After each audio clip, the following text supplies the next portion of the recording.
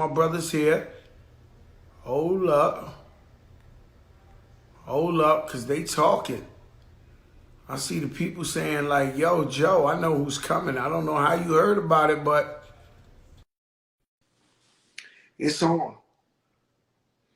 This is such a huge guest that I didn't even want to announce it.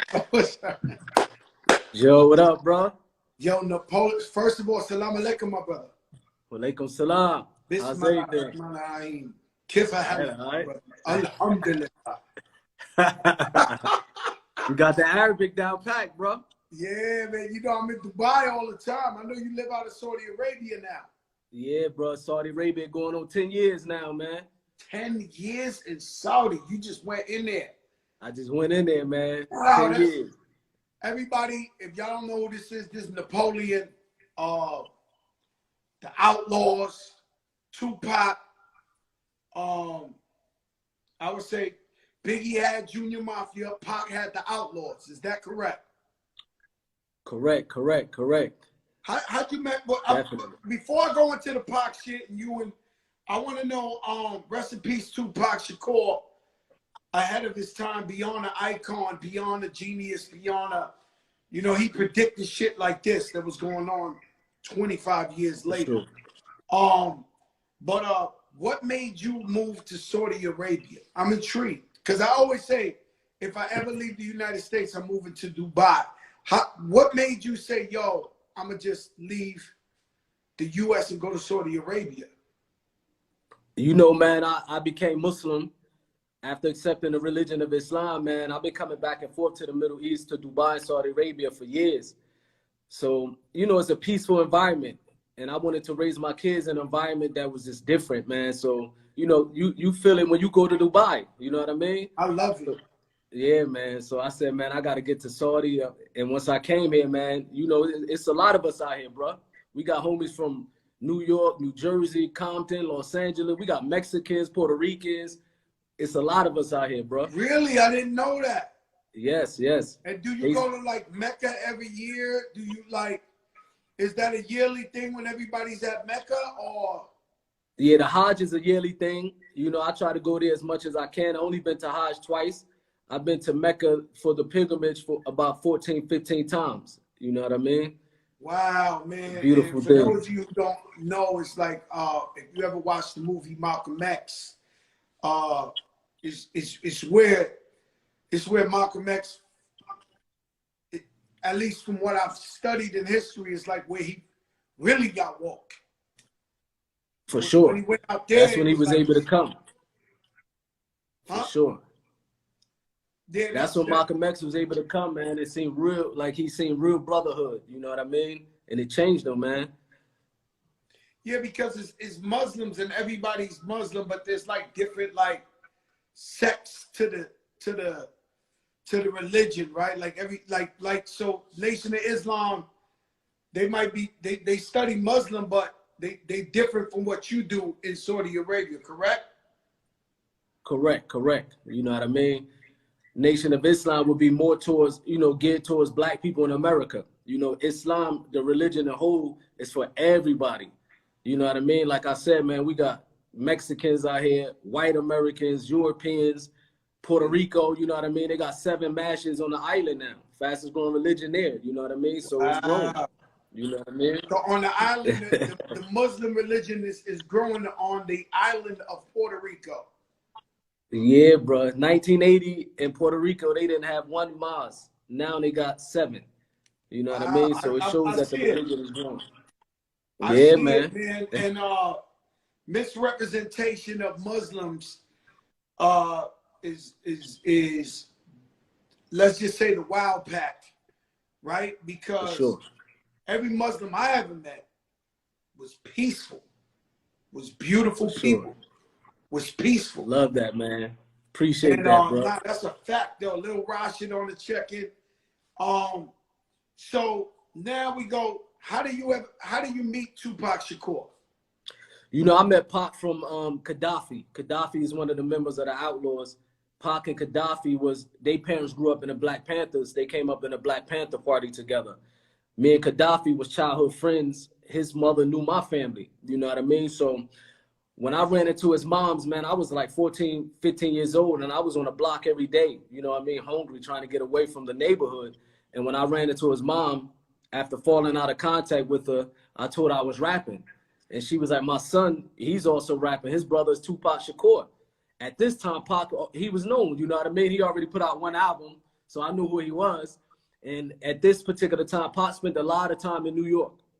So she was like, man, if you serious, you want to get in the music industry, go to New York, go meet Pac. I hopped on the train. You know, Newark, 30 minutes, Irvington, 30 minutes from New York, man. So I hopped on a train, went to Manhattan. And from that day, man, I just been connected with him. You know what I mean? That was like, I would say 1993.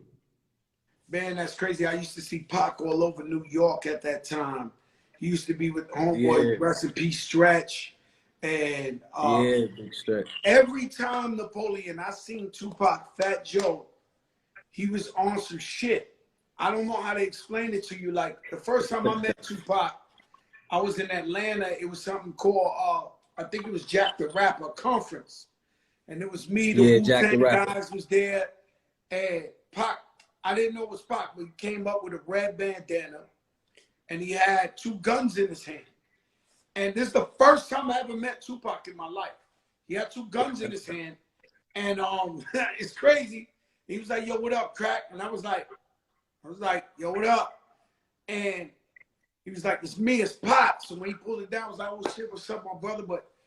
And then, you know, I would always see him beating people up. I'm keeping it real. Like, for sure. I'm going through Harlem one day.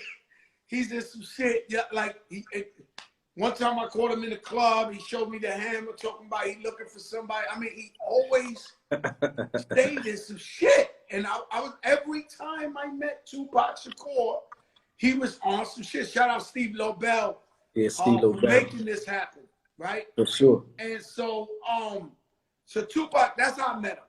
And every time, and I was telling the story last week when him and Biggie did the I Got 7 Mac 11s about 8:38. I was on stage with them.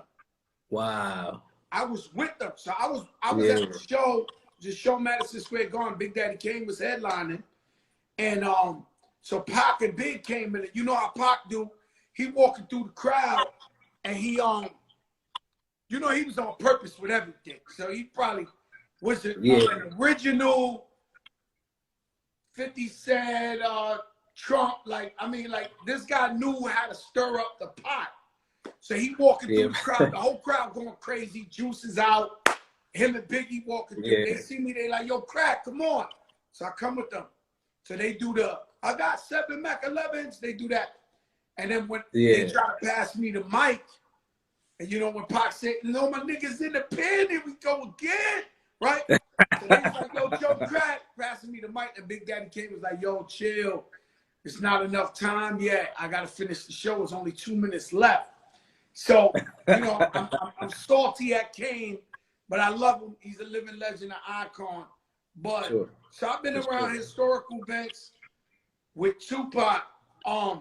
You and you guys, so you never knew Biggie. You never had a personal beef with Biggie. You was just holding down Pac.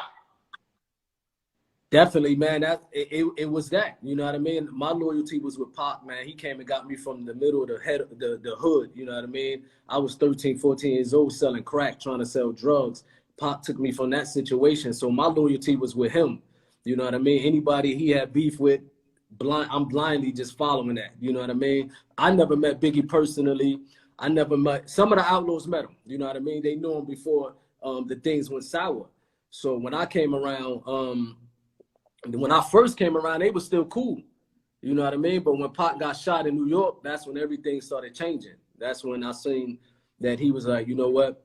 You know, that these dudes got, you know, Pac never really said Biggie had something to do with it. He was just upset that he felt Biggie knew it was going to happen and why he didn't step in it. That was Pac thing the whole time. You know what I mean? And that's very important, right? Because when you hear who shot you and all that, people try to insinuate that Biggie did that.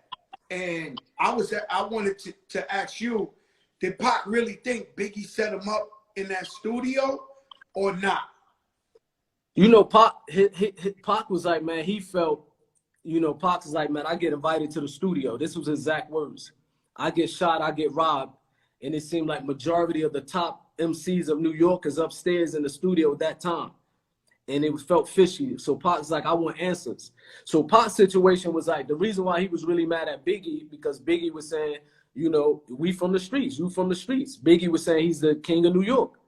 So if you the king of New York and I'm getting robbed and shot in your territory, you might not have nothing to do with it, but streets talk. At least let me know who done it. You know what I mean? And words was getting back to Pac that Biggie knew this was going to happen. So, but Pac never felt he set him up. He was just like, look, man, you the king of New York. I need my answers. You knew this was going to happen to me. Why didn't you tell me? So that's what Pac was on. You know what I mean? Yeah, and I think, unfortunately, with both of them, if this same type of shit would have happened 2020, I think they both would have lived. But being that they were like the first to have this epic beef and war, unfortunately, they became martyrs for hip hop. So Biggie was my brother, right? So I know Biggie since day one, right? And he was such a beautiful guy. I'm telling you the truth. He's such a beautiful guy, man. He was a nice guy. And there was times, I'm not gonna lie to you, there was one time Pac and Suge and everybody came to New York and they was flexing crazy hard. I'm gonna tell you something you might not want to hear, but me and you, I want to hear. Deal. So and D-Rock, if you're listening, you know, you told me before many a times that I should say the story, so I'm gonna say the story. So they over here, me, I didn't know I was gonna be Fat Joe now. So I got one song out, Biggie's my man, and I'm still wild for the night. Right? So I run up on Big and I'm saying, yo, Big, they in town. Like, let's go step to them niggas. I had 20 niggas with me. Let's go ride on these niggas. And Big was like, yo, I'm not even beefing with these niggas like that. Like, it ain't like I could tell you as a man. And this is voila. You understand what I'm saying? Biggie looked at me and told me, yo, it ain't no real beef with them, Joe, like that. You know what I'm saying? I ain't got no beef with them. Well, at that particular time, that's what he told me. You know what I'm saying? He was like, nah, Joe, I'm not. You know what I'm saying? And so I heard it from his mouth that he wasn't really on it like that. You know what I'm saying? He knew I was wild. He knew I had, you know, you gotta understand Fat Joe 1992 is not Fat Joe now. For sure. you understand what I'm saying? And for sure. And so what's crazy is I heard you in an interview recently. Right? So you know I never told these stories. Yo, let me tell you something, Napoleon. I tell stories and everybody thinks I'm full of shit. Like they think, yo, this is too much. Guy's a liar. No, for real. He's a liar. He's straight a liar. There's no way it's true. And then sooner or later, like when I tell you that story about Big Daddy Kane, I told that story to I think Pat Poose, because it's his favorite rapper. And somebody said, yo, Fat Joe, stay lying. And Big Daddy Kane hit him back on the comments like, nah, he telling the truth. Right? So like this story, I never told nobody about this. You understand what I'm saying? Yeah. But I heard you tell the story on an interview yourself, and I said, damn, like, you know, so I said, yo, let me get Napoleon on here. And so what made you do this interview when you was talking about Fat Joe, let's just say? Yeah, shout out to Steve Lobel, man, for making this happen. You know, Steve Lobel is family, man. And also, you know, the interview was with a YouTube show, The Art of Dialogue. They do a lot of stuff about Pac. They try to clarify a lot of things about Pac and his life and things like that. And I think I seen a post or some comments on The Art of Dialogue was when you mentioned how you was doing an album with Biggie. You did an album with Biggie, but after Pac died, you scratched the album. So, you know, Pac got some diehard fans and they crazy. You know what I mean? So I was reading the comments and I'm like, these jokers are crazy, but they don't know that, for example, when Pac did hit him up, you know what I mean? And he said, anybody in New York that want it, bring it. So from the street standpoint of view, real street dudes that's in the music industry going to reply. And Pac know that, you know what I mean? Pac understand that's how it comes. So when I heard that you did the song with Biggie, the album, I told people, I said, look, that's the only thing, that's what he's supposed to do.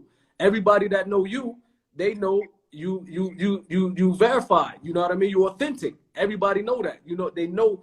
I remember when you first came out with the video and you was in the Bronx. This one rappers was putting real guns in the videos. You had the army, the Green Army joke. Yeah, you know what I mean? So I remember you from way back then, and the stories have circulated. Steve Lobel, so we knew, you know what I mean? So I was telling the people, I said, look, man, Fat Joe a real street dude. You know what I mean? So when Pac came at New York, it's only right that everybody in New York ain't soft. Everybody in New York ain't gonna keep their mouth shut. Pac was ready for that. You know what I mean? But it was respect that you done what you done by, you know, scratching the album, saying I'm not gonna put it out. So, and I had to explain to the people that even Pac told us, I heard it out of his mouth, that when he was up north in Clinton, he said that Joe Peoples, he was like, man, Fat Joe People held me down. You know what I mean? Pac said it. He said, man, Fat Joe had some people that was locked up. They showed me a lot of love. And I tell the people all the time. I'm going to tell you how that happened, right? Yeah. So one day when Pac was locked up, I was doing an interview on Hot 97. And they had, you could tell me if I'm talking too much or you're uncomfortable. You tell me. Nah, this your thing, man. Do your thing, bro. No. So I'm on Hot 97. They asked me, yo, what's up with the East Coast? And you know, I ain't gonna lie to you, I was mad ignorant at the time. And I was like, Doc, for real. I was like, yo, I don't know how niggas diss in New York, you know, that type of talk. And yeah, it had got back to me that dudes that was locked up with Pac heard it, and so now they was talking like, we gonna have beef with Pac because we heard Joe on the radio talking about he got a problem with Pac.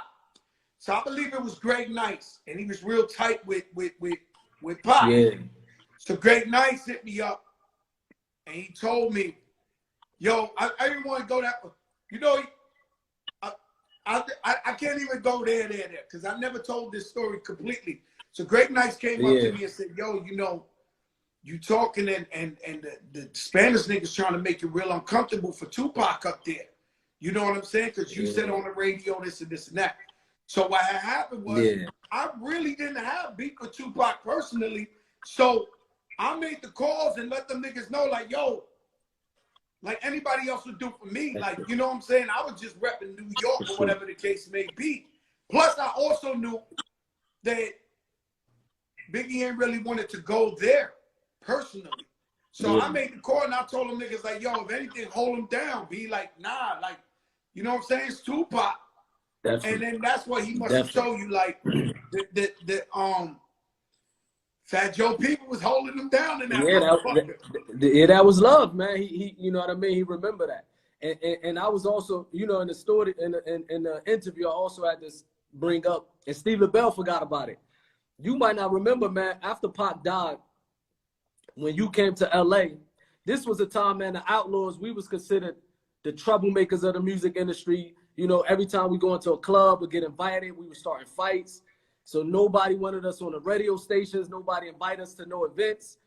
And when you came to LA, you called us up, was like, man, I'm on a radio station, come up here. We went up to the radio station, Steve LaBelle, all of us, and you was on the radio. You like, look, man, this is the West Coast. Y'all saying y'all got love for Pac, and these is homies right here. You know what I mean? And y'all blackballing them pretty much. So you was looking out for us when it was unexpected, because you from New York. You know what I mean? We doing music, even though we from Jersey, most of us, we doing music, you know, going at New York cats. But when Pac passed away, some dudes that we thought was family pretty much turned their back. You reached out to us, was like, yo, y'all come on a radio station. Then when we was in New York, you might not remember this, you had an album release party. You know what I mean? You have an album release party. I was there, the Outlaws. My whole hood was there. Jersey was there. But everybody you can name was in that at your party. I'm talking about Mobb Deep. People that we supposed to have beef with was there. You know what I mean? And you was like, we never performed in New York. So you came to us and you was like, look, man, I want y'all to perform at my party. Ain't that a fucking crime? All your records get played in New York. Y'all never got to perform in New York. We never got to perform. Crime for hip hop. It's a crime. But go ahead, finish. I saw in the police. Yeah, so you was like, so this one I knew you was 100% solid. You know what I mean? You was like, look, man, y'all can perform whatever y'all want. Y'all want to perform Hit 'em Up, because Hit 'em Up was still controversial. It was still, you know what I mean? You was like, if you want to perform Hit 'em Up, I got y'all. This New York, y'all with me, y'all my guests, ain't nothing gonna happen to y'all. Nothing. And you was like, you know who in the building, but I'm gonna leave that to y'all. You was like, but it's good to be mature. You know what I mean? You was like, it's good to be mature and maybe not do it, but I'm gonna let y'all make that decision. And so we huddled, you know what I mean? And we was like, you know what I mean? Maybe it ain't a good idea to try to come to New York and people backyard, you know what I mean? We guests here and try to do that song that's gonna steer controversy. So we didn't do it. And you was like, man, y'all really did something mature. You know what I mean? So that's when I realized, like, this dude's solid. You know what I mean? And it took a dude from the East Coast, New York, who we was once going at, to show us love, to bring us back, you know what I mean? To take us on tour, to do songs, you know what I mean? To get on the radio. So that was love, man. You know what I mean? Yo, let me explain something. It's about music. It's about the culture. It's about hip hop. I was brought up by the pioneers to embrace them and love them for the culture. Just like y'all, I share a sweet spot for Little Kim and season them. So even with Little Kim, you know, I got a little, not beef, but you know, Nicki Minaj never liked me again because I was in the Breakfast Club, and they was like, when she was going at Little Kim, and I was like, yo, that's Little Kim, B. Like, I was like, you know, like, that's big. When I see her, I see Biggie. There's just no way around it. And I'm like, you know, Kim opened the door, whatever. So I always embrace them just like you, because you know what? I don't like being fake. I've never been fake, right? So there's no way I could be loving Biggie, right? And then he passed away, and I could treat Little C's or Kim less than. If he's really my brother and I know he loved them, I gotta show him love. And so, like, we over the East Coast, West Coast beef. Tupac is dead. I know he loved y'all. Hip hop love y'all. New York plays your music. I'm like, yo, fuck it. Like, let's bring out the Outlaws. Let's let them get some burn on the stage. This is hip hop. Man. And that was a monumental night, bro. Huh? That was a monumental, historical night. You know what I mean? We never forget that, bro. That was historical, bro. And I mean it when I say nothing was gonna happen to you. They all looked at me like, we knew, bro. Bringing them out. The Puerto Ricans was deep, man. We seen it. You know what I mean? Joe bringing them out, you can forget it. Like, it's a done deal. Let's rock out. Let's party to the songs. Yeah, so we seen it, man. And you know what's crazy? Because years ago, right before I moved to Saudi Arabia, I spoke with Lil C's. You know what I mean? He squat, because I left the music industry. The Outlaws kept doing music. I came and did my own thing, started doing my business, and you know, I decided to get away from it, man. But they did a song with Lil C's. You know, Young Noble and Lil C's got on the phone. First, they got on the phone screaming at each other. You know what I mean? And then the conversation went from, you know what, man, it's 20-something years later. Let's sit down like men, and they end up doing something together. So when I spoke to Lil C's, I said, man, give me his number, and we talk like men. And it was like, bro, Lil C's was, he was with Junior Mafia, what I was with the Outlaws. We both were short status. He was Biggie, man. I was Pop Pitbull. Whenever something go, Pop like, move, get him. And I was there. You know what I mean? So I was able to talk to this dude like a man. And we was able to say, you know what, man, we really beefing over something that we never really met each other. You know what I mean? Both our homies passed away. It took the life of both of them for us to even come to the situation, unfortunately, but we was able to do it. You know what I mean? We was able to talk, we was able to sit down, and even to this day, it's nothing but love. You know what I mean? Man, I appreciate that, man, because hip-hop, we need to be unified. We need to know that we really love each other, and that we got a fraternity with each other that, you know what I mean? They try to make us think that we don't love each other. They try to make us go against each other. But the truth is, you know, when somebody in hip hop is hurt, I'm hurt too. So, you know, so now you're a part of this. I mean, because that's it. When you say top five, somebody says Tupac, somebody says Biggie. Who's the greatest of all time? Tupac, Biggie. What's the illest shit? Tupac, Biggie, and you was there. And did you know while this was all going down, not just beef, but just being with Pac, did you know he was that special that he would be like the Bob Marley of hip hop? I think at that time, man, we didn't really see it. You know what I mean? I knew he was talented, hands down. Like, we was in the studio when we went to Death Row. I knew it was something when they was shocked how his work ethic was. You know what I mean? We thought it was the norm for him to get in the studio. We thought every rapper did that, get in the studio, do 3 to 5 songs a day. No, they didn't. Until you seen the rest of the Death Row, like, wait a minute, man, none of us working like this. So I knew he was special from that standpoint of view. You know what I mean? He was a hard worker. And a lot of people don't know that side of Pop, man, that he was an individual that he did a lot of stuff for people behind the scenes. You know what I mean? He was an individual that if he hit, for example, he hit somebody in the hospital, you know what I mean? Like, you got stories where you hear like a little girl that was in Atlanta got, you know, attacked by some dogs, some pit bulls or Rottweilers, and it was in the hospital, and Pop watching it on the news, and it touched him, and he would be like, he would go to the hospital, pay her hospital bills. You know what I mean? Took care of her. And I think even to this day, that family is still connected with his family. So he used to do these things behind the scenes, and he used to make sure the media and these things didn't see it. So he had that side of him.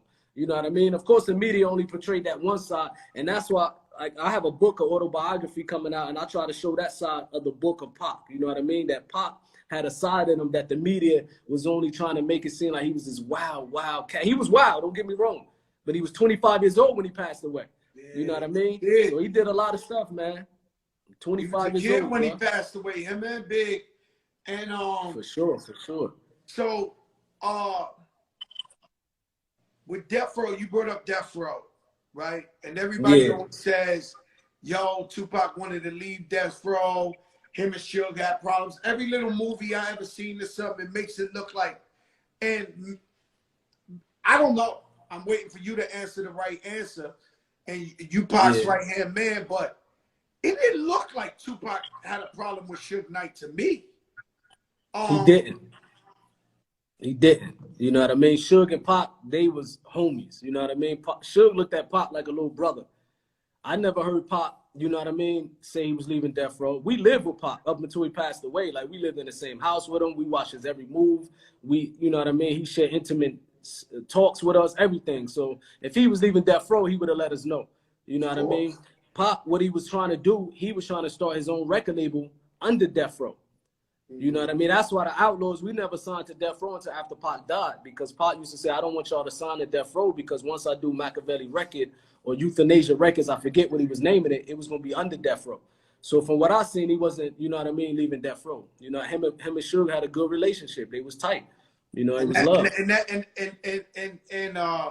it showed to me, you know, from me, you know, I think I'm a good judge of character, but it showed to me that they had like a real bond, you know, a brotherhood bond. And I know because when I took Pun under the wing and he was my little brother, and people can't tell me how I felt about Pun. Like, I love him so much. When I met him, I'm his big brother. He my little brother. And and so, like, you know, we's always gonna big each other up and blow each other up. And it's just so many misconceptions, and some people be like, you know, people crazy. So they like really be people are crazy. You know, real, bro. You know people are crazy. Like, you done heard some shit that you done said to yourself, like, Jesus Christ, like, how they thinking of that now? Like, fact. You know what I mean? Because you know, we hear stuff like, yo, Suge Knight killed Tupac. This shit don't make no sense. It don't make sense. You know what I mean? For sure, man. We hear that, but you know what I mean? The streets know what happened. On the West Coast, we knew exactly what happened. You know what I mean? Like, when Suge after Pac got shot while he was in the hospital, Suge took me and a few other Outlaws. We was in a hotel. I think we went in the kitchen or somewhere on another level. He lifted up his shirt, man. He had a bullet in his chest. Bullet skinned his head. You know what I mean? There's no way. There's no way to if you want to kill your man.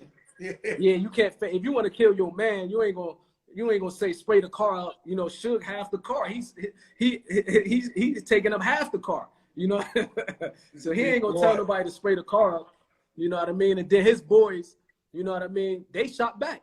A lot of people don't know that. That some of the people from the entourage, the entourage from Suge, you know what I mean? And in some police reports where they say, you know, they shot back. Buntry and them shot back. You know what I mean? So you ain't gonna tell a man shoot up the car and then tell your homie and make sure you shoot back at the car. You know what I mean? A lot of stuff don't make no sense. But it's these conspiracy theorists, man. They make up. You know what I mean? They run with it. This is very delicate, but this is what we call a Joker moment. This is a Joker moment. This is nothing we never heard before. This is a Joker moment. I know it's sensitive. I know it's sensitive. For sure. So Suge got shot in the head, stomach. His people shot back.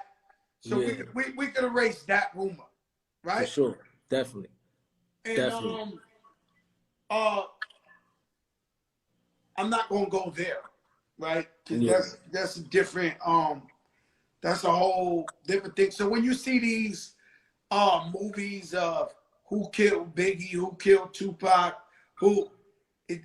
are they even accurate or a little bit accurate when you watch it? Do you say like, yo, that's how it went down? Or you like, yo, this is some bullshit? Man, definitely, I would say 90% of that joint, you know what I mean? These documentary, it's inaccurate, you know what I mean? You know the movie LT, my man, let me shout out LT because I see him, he's on here too, man. LT is the one that did the Pop movie. And when I first seen the Pop movie, and I told LT, because I spoke to LT maybe 2-3 months ago, and I told him I'm gonna go check it out again. You know what I mean? Because I was telling him I wasn't really feeling the movie. I said, but I'll go check it out because when I walked in the movie theater to watch it, I already was biased. Like, you know what? It's gonna be whack. I ain't really feeling it. So I told LT I'm gonna go check it out again, and he explained to me where he got the stories from and things to do it. But from what I seen, majority of them joints is inaccurate. You know what I mean? Majority of them joints is inaccurate. The movie, like LT told me, he tried to show another side of Pop. You know what I mean? There were some things in the movie I didn't agree with that I told LT. You know what I mean? Like he had scenes where it was like Suge was punking Pop. I said, that ain't never happened. You know what I mean? Like, you know what I mean? Like Suge ain't never talked down on Pop and things like that. Their relationship was good, but Pop ain't having that anyway. This is the type of so shit it was some stuff. So it must you know what I mean? But it must have been, I mean, hey, Suge Knight in jail. He was a bad guy. But it must have been hard being him hearing all these kind of rumors and all this fuck shit going on with and movies that was inaccurate when he knew that him and Pac was brothers. I want to ask you a question. Not so direct, but do you think Pac was killed by a gang member or by something other than a gang member? You know, from what we know, it seems you like Saudi it was in the hands of Arabia. a gang I can't member. talk shit like that. You in Saudi, you good. You in Saudi. I'm asking you. I'm good. I'm asking you. I'm back in LA every summer though. I know. I'm saying. So all right. So I'm saying I'm not specifically saying. I'm saying, do you believe he was killed by a gang member or another force of energy? I mean, I'm trying. You know, I get you. I definitely, you know, from what we know, it was definitely a gang member. You know what I mean? The involvement, but ain't no telling who be behind the scenes and who working with who. You know what I mean? Like Malcolm X. We know who killed Malcolm X, but then they start saying some other things behind it. You know what I mean? Man, it's so crazy. We don't know.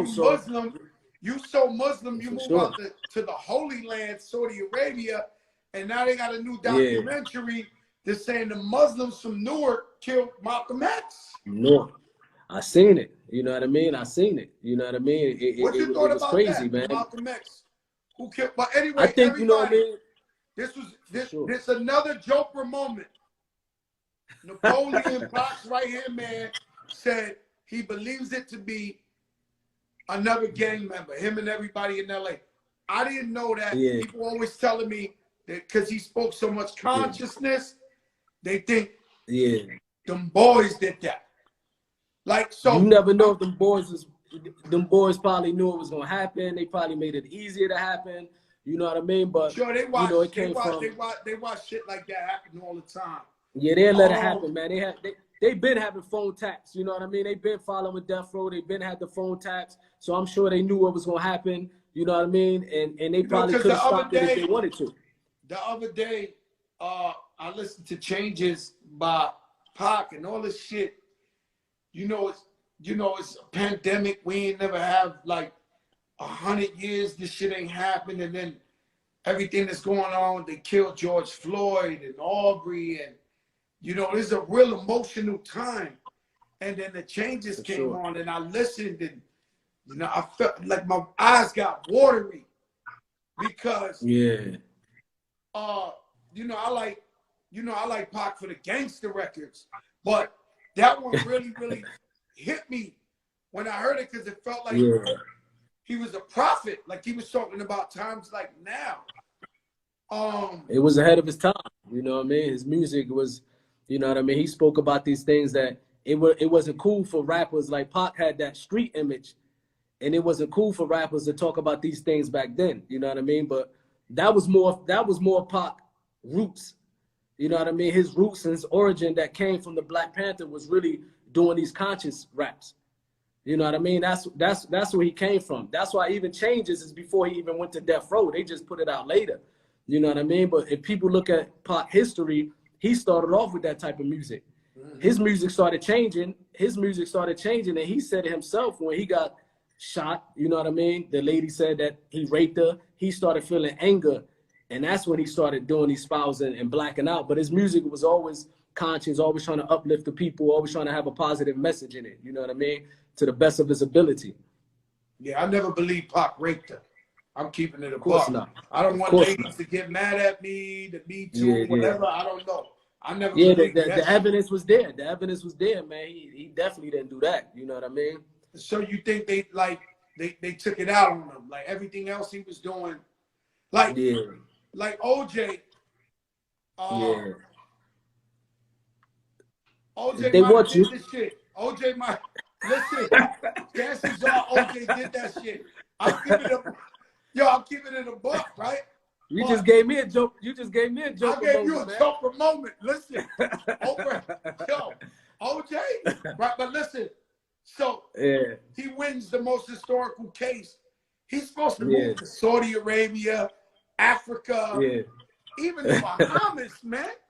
Like, he should have got out. You can't be flirting with the white people. Like OJ was walking in white restaurants after that, and after that he's OJ. And he was doing the most. He was doing definitely doing the most. Go. Like yo. And I said the craziest shit I ever seen. First of all, OJ wound up going to jail for something he didn't do, right? So let me get to the OJ, right? Yeah. OJ went to get his shit back that somebody stole from him. Oh man! And he go and get the shit they stole from him, and so they say he was kidnapping the guy. All that shit was bullshit. Right? Yeah, they set him up, bro. He should have knew that. He should have seen that coming, man. But the craziest shit is the lady judge from OJ's court case. I'll never forget. We waiting for the verdict. They got it on CNN. She comes in drinking a Starbucks, right? So OJ's guilty already of sentencing. He don't fuck. Yeah. You know you don't fucked up, right? You know you don't fucked up, right?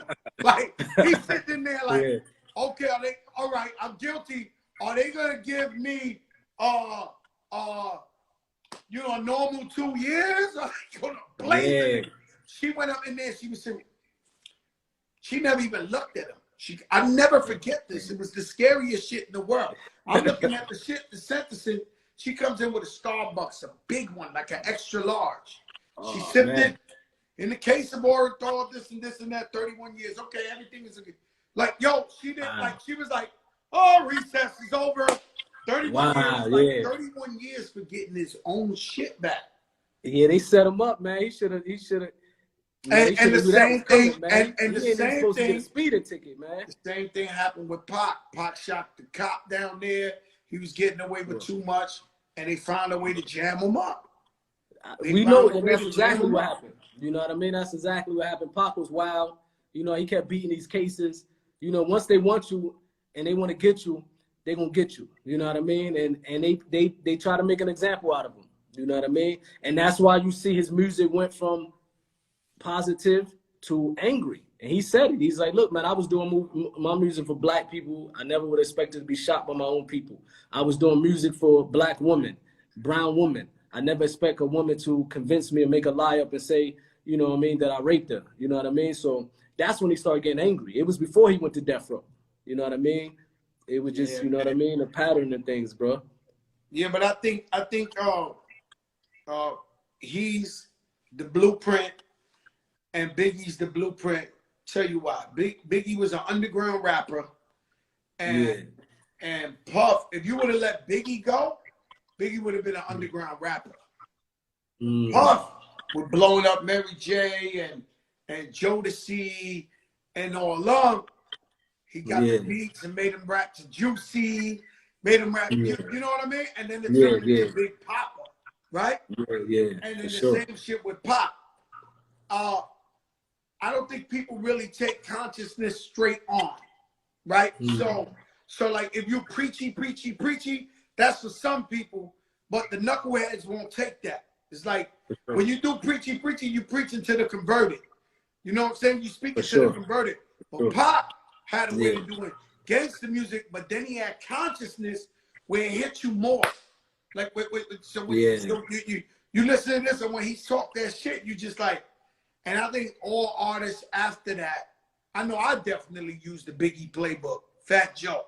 So it's like all artists after that, you know, learned from them. And that became the DNA of consciousness. Well, you can have 2 or 3 songs, fuck the police, this, that, and they throw, how do you want it? Like, you know what I mean? So it wasn't just like, you know what I mean? Yeah, for sure. You gotta speak to the people in their language, you know what I mean?